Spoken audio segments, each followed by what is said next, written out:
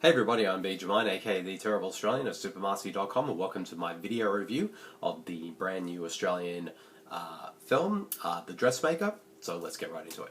Now, as I've stated many times in the past, for all previous video reviews I've done for Australian films in the past, I'm a big fan of Australian films, and I always try to go out and see as many as I can if they're in the theatres. And I just love Australian cinema. So pretty much I pretty much try to go out of my way to see as many as I can. So, when it came to The Dressmaker, there was a lot of things about this film that made me really interested in checking it out. Because, number one, it's co-written and directed by Australian filmmaker Jocelyn Moorhouse, who I think is a really good filmmaker. And because her very first film was the 1991 film Proof, which starred Hugo Weaving and Russell Crowe. And I thought that film was terrific, absolutely terrific. And also, and then she kind of went over to the US for a while and did a couple of films there, like How to Make an American Quilt and 1,000 Acres, which were okay films, like nothing particularly fantastic, but they were decent enough. But since 1,000 Acres, which came out in 1997, she hasn't directed another film in 18 years. Like, she has done, like, produced other films and even wrote a couple other some scripts with her husband, fellow director P.J. Hogan, but she hasn't directed anything since 1997. So in that regard, The Dressmaker is her first film as a director in 18 years, and that alone made me really interested to check it out for sure. And also, it has a great cast as well. It's got Kate Winslet in the lead role, Judy Davis, Luke Hemsworth, Hugo Weaving, and just an all-star supporting cast of great Aussie actors, and also has a premise, which of course is based on a book by Jocelyn Moorhouse, that I found really interesting. And I love the sort of when people describe what the film is like. Jocelyn Moorhouse describes it as basically Clint Eastwood's Unforgiven, but with a sewing machine. So in that regard, that made me really interested to check it out. And when I saw the trailers, it looked like a really cool, like a really good comedy. And I will say this though, the trailers definitely do not 100% accurate of what the film is like. Don't get me wrong, it's still a really funny film, but it has a really surprised dark edge to it, which I found really interesting and actually found really captivating as a viewer. But yeah, and I thought it was a really terrific film. And like, you could tell that this film is based on a book, because the structure feels like you are watching like a novel play out on screen, at least in terms of where it goes, in terms of its structure and the way where it goes with its story and plot twists and stuff like that. So in that regard, you can kind of feel that, but at the same time though, that's what I found, what engaged me a lot as a viewer, and I just found it just a really entertaining and just film, and also I just found it really compelling as well.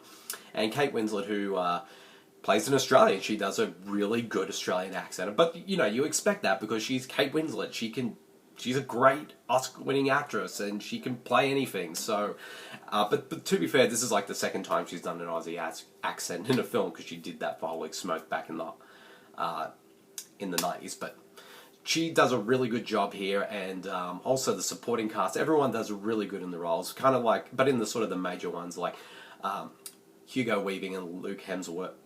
Yeah, Liam Hemsworth. Liam Hemsworth. Sorry, I messed that up. They're both really good as well, particularly Hugo Weaving, who's a lot of fun. Has a really fun performance. But to me, the standout performance in the film is definitely Judy Davis. Like, she's always been a great actress. She's definitely one of the most, iconic Aussie actresses of all time, and her performance here is just fantastic. She just pretty much steals every scene in the film, and honestly, I'm going to put it out there, I think, at the moment, I think she's probably my favorite supporting actress performance of 2015. She's terrific. And also, like, the supporting cast, it's like a who's who of Aussie actors. You got Shane Bourne, Sarah Snook, Shane Jacobson, Rebecca Gibney, Alison, Whyte, Sacha, Horler, and many more, and Julia Blake as well. And everyone's really good in their roles. Like, even though a lot of them, oh, Barry O'Hare as well. I got to mention him as well. Like, everyone's role is like some of them don't have a ton of screen time, and their roles are quite small in the grand scheme of things. But they all just do such a really good job with what they're given, and you just don't mind it and everyone has a moment to shine, which I actually found really surprising. Like, they have, like, every single one has like a key moment that sort of shows off their character, or, you know, their range as an actor. And also, it's sort of where the film goes with the story, I found quite surprising at times as well. And like I said, it has that sort of, even though it has a lot of funny moments, it also has some surprisingly moving and also really dark elements to it as well. And the last half of this film is so good, particularly the last 15 minutes, which I just loved. I think it's a really good, I think it's a really great film. It probably won't be for everyone, because I have talked to people who were kind of a bit put off by it, but I don't know, this film, I feel like this is a film that was actually made for me in a lot of ways. Like, in terms of films that sort of get me excited when I watch it, in terms of, like, they're showing me something, even if they show me something I've seen before, but they have an interesting, different take on it, or they show me things, or I just make it have a story that's so riveting and compelling, and having great characters, and it's just a great film. The direction is terrific. Jocelyn Moorhouse does a really great job of her direction here. The script, which she also co-wrote with her husband, PJ Hogan, is really good. The production / costume design is really good. The cinematography by legendary Oscar-nominated Australian cinematographer Donald McAlpine is great. And I also love the score by David Hirschfelder.